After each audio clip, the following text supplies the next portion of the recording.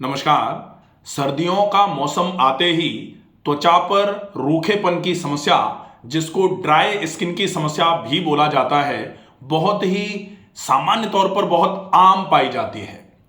यहाँ पर त्वचा पर रूखापन, त्वचा पर एकदम से खिंचाव और धीरे धीरे करके त्वचा जो है वो बेजान सी होना चालू हो जाती है। इस समय त्वचा की विशेष देखभाल बहुत आवश्यक होती है। अदरवाइज त्वचा पर एकदम से ड्राइनेस की वजह से चिड़चिड़ापन सा त्वचा पर पूरी पर एकदम से आना चालू हो जाता है, जो आज नहीं तो कल स्किन की किसी भी और बीमारी का कारण बन सकता है। इसलिए आज हम आपको बताएंगे ऐसे 5 उपाय, जिन उपायों को अगर आप अच्छे तरीके से फॉलो करेंगे तो इस त्वचा की रूखेपन की समस्या से आपको परमानेंट निजात मिलेगी। सर्दियों में आपको त्वचा की रूखेपन की समस्या परेशान नहीं कर पाएगी। सबसे पहले नंबर पर, नहाते ही आपको तुरंत कोई ना कोई मॉइस्चराइजर का यूज जरूर करना है। अब सामान्य तौर पर नेचुरल मॉइस्चराइजर का उपयोग बहुत अच्छा माना जाता है, तो नेचुरल मॉइस्चराइजर के लिए आप ग्लिसरीन का उपयोग कर सकते हैं।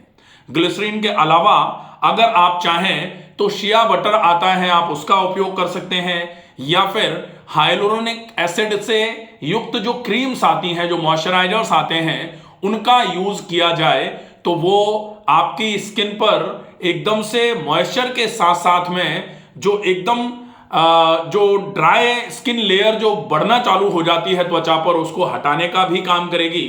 तो त्वचा की ग्लो को मेंटेन करने में भी हाइलुरोनिक एसिड से रिलेटेड जो भी क्रीम्स होती हैं, जो जिसमें हाइलुरोनिक एसिड ज्यादा मात्रा में पाया जाता है, उन क्रीम्स का यूज आप कर सकते हैं। दूसरे नंबर पर बहुत ज्यादा जरूरी है कि आप गर्म पानी का उपयोग कम से कम करें नहाते समय। देखा जाता है कि अगर आप नहाने में गर्म पानी का उपयोग कर रहे हैं तो नहाने के तुरंत बाद ही आपकी स्किन का जो नेचुरल मॉइस्चर है वो धीरे धीरे करके कम होना चालू हो जाता है। देखा जाता है कि गर्म पानी से नहाने के बाद त्वचा एकदम से रूखी रूखी होना चालू हो जाती है थोड़े समय के बाद ही। इसलिए आप अगर बहुत ज्यादा सर्दी है तो पानी को हल्का गुनगुना कर लें, उस गुनगुने पानी से नहा लें। अदरवाइज अगर पॉसिबल हो तो पहले गुनगुने पानी से नहा लिया और उसके बाद थोड़ी देर के लिए ही सही, बेशक आप आधी बाल्टी एक एक मग्गा करके 3 4 5 मग्गे ठंडा पानी अगर ऊपर से डाल लेंगे तो वो बहुत उपयोगी रहता है। गर्म पानी से स्नान सिर्फ कुछ समय के लिए, अगर आपको जैसे बहुत सर्दी, बहुत जुकाम या फिर अस्थमा का अटैक आया हुआ है, या फिर बहुत ज्यादा कफ से रिलेटेड आपको समस्याएं घेरे हुए हैं, तो कुछ समय के लिए गर्म पानी से स्नान किया जा सकता है। अदरवाइज सादे शीतल जल से स्नान अगर किया जाए, सादे पानी से स्नान अगर होगा, तो वो आपकी त्वचा की कंडीशंस के लिए सबसे ज्यादा इफेक्टिव माना जाता है। इसके अलावा आप सप्ताह में कम से कम 2 बार एक्सफोलिएशन के लिए, एक्सफोलिएटर्स जो भी आते हैं, या एक्सफोलिएशन के लिए कुछ ऐसी स्क्रब से रिलेटेड जो आपके पेस्ट आते हैं उनका यूज आप कर सकते हैं।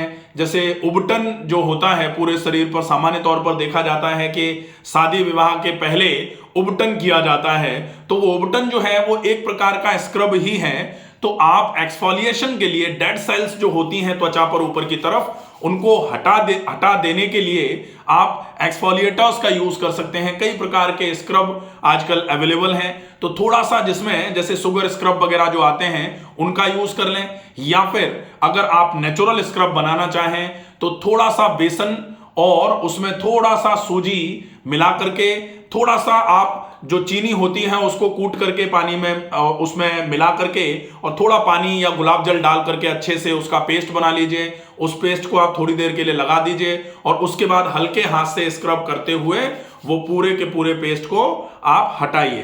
तो ये भी एक्सफोलिएटर का काम करेगा, जो त्वचा से डेड सेल की लेयर जो बन जाती है उसको हटाएगा, ताकि प्रॉपर रेस्पिरेशन, जो त्वचा श्वास जो भरती है वो प्रॉपर लेती रहे, त्वचा पर डेड स्किन सेल की लेयर जो जमा हो जाती है वो हट जाए। ये भी बहुत उपयोगी उपचार माना जाएगा। इसके बाद जो विशेष ध्यान रखना है आपको डाइट में, वो ये है कि आप ओरल हाइड्रेशन बढ़ा के रखिए, खूब ज्यादा मात्रा में पानी पीजिए। अगर त्वचा पर बहुत ज्यादा रूखापन आ रहा है तो एक कारण यह भी होता है कि आप पानी की कमी करके बैठे हुए हैं, पानी आप नहीं पी रहे हैं। और अगर पानी नहीं पी रहे हैं, सर्दियां आ जाती हैं, जनरली लोग क्या करते हैं कि रूम में रूम हीटर्स भी चला रहे हैं, गर्म पानी से भी नहा रहे हैं, फिर पानी भी नहीं पी रहे हैं, थोड़ी बहुत देर के लिए धूप में भी बैठ रहे हैं। धूप में बैठना चलो कंसिडरेबल माना जा सकता है कि चलो धूप में बैठ रहे हैं आप, थोड़ा फायदा करेगी वो, विटामिन डी थोड़ा बहुत जो मिलेगा वो मिलेगा आपको। लेकिन जो हीटर्स चलाए जा रहे हैं, रूम हीटर चलाए जा रहे हैं, या फिर पानी की जो अति की कमी है, क्योंकि सर्दी का मौसम है, आपको अब प्यास नहीं लग रही है तो आप कम पानी पिएंगे, तो ये नहीं चलेगा। अगर आपको अपनी त्वचा की मॉइस्चर को मेंटेन कराना है तो बहुत आवश्यक है कम से कम आप दिन भर में 2.5 लीटर्स वाटर जो है ना, 2.5 लीटर पानी आपको कम से कम पी लेना चाहिए। और 2.5 लीटर में अगर 300 ml का भी एक ग्लास आप कंसीडर करें तो कम से कम 8 से 9 ग्लास पानी आपको पूरे दिन में पी ही लेना चाहिए। अगर आप इतना पानी पिएंगे तो आपके शरीर में पानी की कमी नहीं होगी, और पानी की कमी की वजह से जो स्किन ड्राइनेस आती है उससे आप बच जाएंगे। तो एक तो पानी बहुत ज्यादा मात्रा में पीना है, दूसरा होता है आप कैसे भी करके ओमेगा 3 फैटी एसिड्स का उपयोग करना चालू कर दें। आइदर आप अगर जैसे नेचुरल फॉर्म में नहीं ले पा रहे हैं या व्यवस्था नहीं हो पा रही है तो ओमेगा 3 फैटी एसिड्स के आजकल कैप्सूल्स आते हैं, उनका उपयोग कर सकते हैं। किसी भी कंपनी के जो भी आपको उचित लगे वहां से आप ले सकते हैं। अदरवाइज ओमेगा 3 फैटी एसिड के लिए फ्लैक्स सीड्स जो होते हैं, अलसी के बीज, वो बहुत अच्छा नेचुरल सोर्स माना जाता है। अगर अलसी के बीज को, 1 चम्मच अलसी के बीजों को अगर हम रात को भिगो करके सवेरे सवेरे खा लें या फिर थोड़ी देर भिगोने के बाद उनको खा लें तो वो थोड़े से और इजी डाइजेस्टेबल हो जाते हैं। अगर आप चाहें तो अलसी के बीज को रोस्ट करके भी खाया जा सकता है। कोशिश करिए बिना रोस्ट किए अगर खा सकें तो वो थोड़ा ज्यादा उपयोगी रहेगा, ज्यादा फायदेमंद रहेगा। इसके अलावा विटामिन ई के कैप्सूल्स ले लीजिए, या फिर विटामिन ई नेचुरली पूरा करने के लिए आप बादाम भी खा सकते हैं।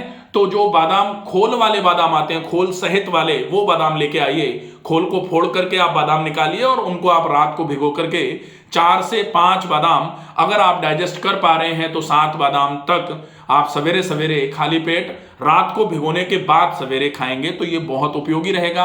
अदरवाइज आप चाहें तो विटामिन ई को पूरा करने के लिए एवियन जो कैप्सूल्स आते हैं, विटामिन ई के कैप्सूल्स हैं ग्रीन कलर के, आप उनका उपयोग भी कर सकते हैं।